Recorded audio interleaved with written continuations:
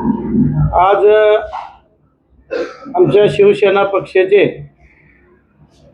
नवीन निवडून आलेले पंचायत समितीचे सदस्य दिलीपरावजी हेगडे आज आपल्यातून निघून गेले। बातमी कळली, अत्यंत दुःख झालं। आत्ताच निवडणूक होऊन मला वाटतं एक 25 दिवस झालेत। अगदी चांगल्या फरकानं ते विजयी झाले होते।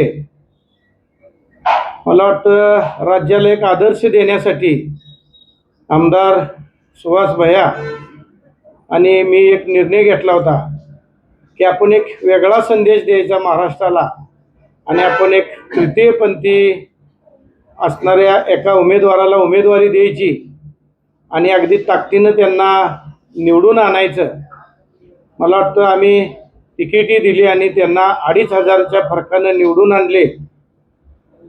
आज काहीशा आजारात मला वाटतं त्यांचा मृत्यू झाला। अत्यंत दुर्दैव आणि वाईट घटना आहे।